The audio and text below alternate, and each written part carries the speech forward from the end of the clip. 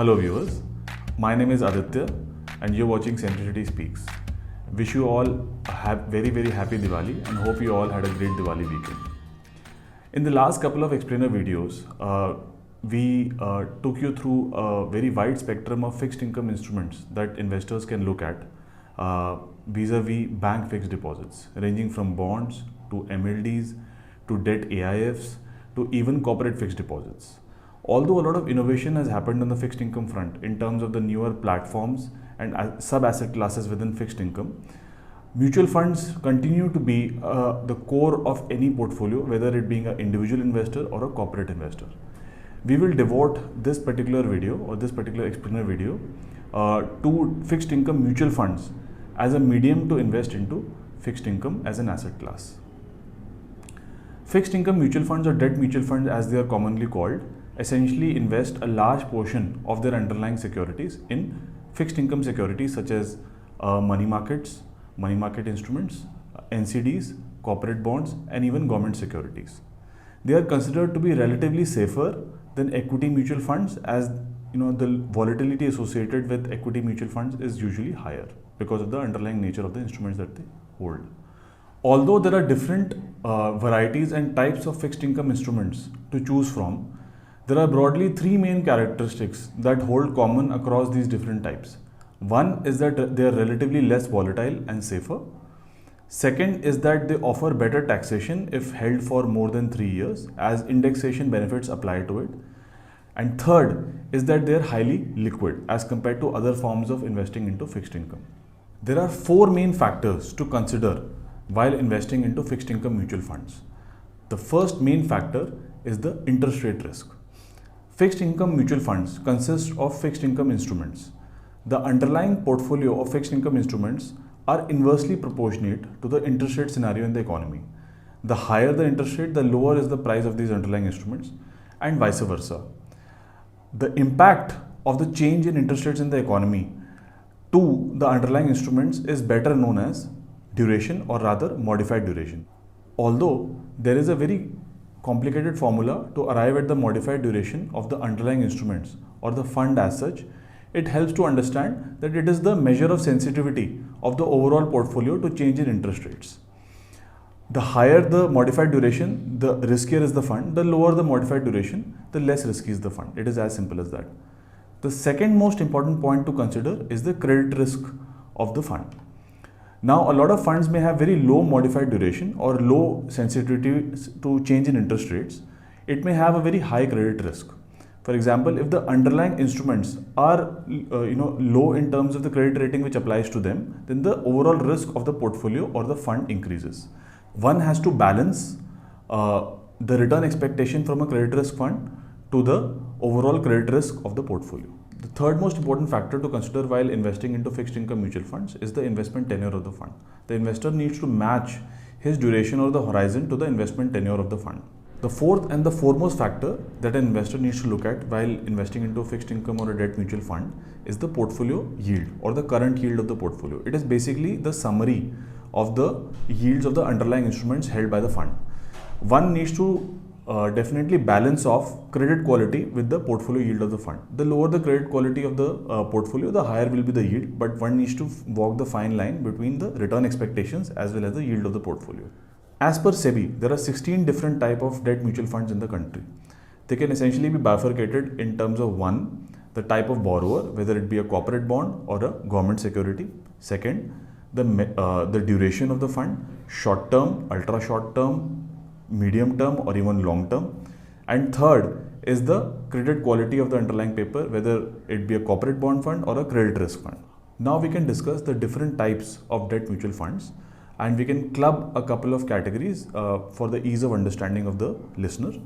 The first category that we would like to discuss is overnight funds or liquid funds. Overnight funds and liquid funds are meant for extremely risk-averse investors who have an investment horizon of a couple of days to a maximum of 1 month. Overnight funds and liquid funds hold the safest kind of instruments in terms of interest rate risk and even credit risk. The kind of instruments that these funds invest into are CPs, CDs, and government securities. Some examples of overnight fund and liquid funds are SBI Overnight Fund and Aditya Birla Sun Life Liquid Fund. The second category of fixed income mutual funds we'll discuss is the ultra short term and money market funds. These are also categories of fixed income mutual funds which are meant for extremely risk averse investors who have a time horizon of 3 months, a minimum of 3 months and up to 1 year. Since these funds invest into fixed income instruments which are of slightly longer maturity and slightly longer and slightly higher modified duration, the risk associated is also slightly relatively higher than overnight funds and liquid funds, right? And therefore they also generate higher yields. The type of instruments that they invest into is again CPs, CDs, government securities, corporate bonds and NCDs. Some examples of these funds are ICICI Prudential Ultra Short Term Fund, SBI Magnum Low Duration Fund and HDFC Money Market Fund. The third category of fixed income funds would be short term funds, banking and PSU debt funds and corporate bond funds. This category of funds is meant for investors who have a slightly longer investment horizon ranging from 1 year to 3 years and offer a very good alternative as compared to bank fixed deposits or even corporate fixed deposits. These funds tend to deliver better returns than bank fixed deposits while keeping risk under control.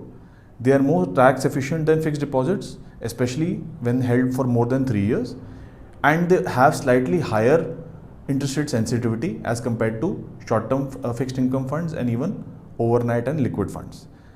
The value of these funds may rise with a fall in interest rates and vice versa. Banking and PSU debt funds invest a minimum of 80% of their total corpus in debt securities of PSUs and public financial institutions. On the other hand, corporate bond funds invest depending on credit rating of securities. They invest a minimum of 80% in AA plus rated securities or more. Some examples are ICICI Prudential Banking and PSU Debt Fund, Axis Corporate Debt Fund and HDFC Short Term Debt Fund. The third category of fixed income mutual funds that we'll discuss is medium term funds as well as long term funds. These are meant for fixed income investors who are looking for slightly aggressive returns and slightly higher returns on a post-tax basis when compared to a bank fixed deposits or a corporate fixed deposit. Since the underlying securities held by these funds are of longer maturity than short-term debt funds and even higher modified duration, they are slightly risky as compared to short-term debt funds, but often deliver higher returns on a post-tax basis if held for more than 3 years as compared to bank fixed deposits and even short-term funds. Some examples of medium and long-term funds are HDFC Medium Term Debt Fund and ICICI Prudential Long Term Debt Fund. The next three types of fixed income mutual funds that we'll discuss are slightly more interesting because of the nature of their functioning. The first being dynamic bond funds. Dynamic bond funds are fixed income mutual funds which invest in different maturities of fixed income instruments depending on the current interest rate scenario. The fund manager takes a call on the kind of maturity that he wants to invest into depending on his estimate of what the interest rate scenario will be in the market. These funds are good for investors with slightly moderate risk appetite and who are looking to invest with a time horizon of 3 to 5 years. Some examples of dynamic bond funds are SBI Dynamic Bond Fund and Kotak Dynamic Bond Fund. The second category that we'll discuss will be credit risk mutual funds, which has been gaining popularity in recent times. Credit risk mutual funds, as the name suggests, invest up to 65% or even more of their corpus in not so highly credit rated companies, and these companies pay a higher rate of return or higher rate of interest because of as a way of compensating for their low credit ratings. One has to be really careful while investing into this category of mutual funds, as there is a higher rate of or higher risk of default in the underlying instruments. Although these funds lend mostly for short duration, they are still one of the most riskiest in the fixed income category. Some examples of fixed income or credit risk mutual funds is ICICI Prudential Credit Risk Fund and HDFC Credit Risk Fund. When it comes to fixed income as an asset class, we generally consider it to be safer than equity because it comes with low volatility and low market risk. However, as discussed in the beginning of the video, it comes with its fair share of risk and rewards associated. One of the most important risks is interest rate sensitivity, or which is better known as modified duration. Gilt funds or government security funds, which as the name suggests invest into government securities, have very low credit risk because there is very less risk of default associated with the government of India. However, the underlying instruments or gilt securities come with a very long modified duration, which means that the impact of a spike in interest rates in the economy will have a very high adverse impact on the NAV of a gilt fund. So while gilt funds may sound absolutely risk-free, they are not, and have to be invested with great care and caution, and one needs to have a investment horizon of at least 3 to 5 years before one even considers investing into gilt funds. Therefore, while considering to invest into gilt mutual funds, one needs to understand very carefully that although they don't come with a credit risk, they might come with two very important risks. One is interest rate sensitivity or interest rate risk, and second is the risk of underperformance vis-a-vis other fixed income mutual funds. So viewers, thank you so much for listening in. In this explainer videos, we took you through the various categories and varieties of fixed income mutual funds that are available in this country to invest into fixed income as an asset class. In subsequent videos, we will also take you through the variety of other platforms that are available to invest in fixed income as an asset class. Thank you so much.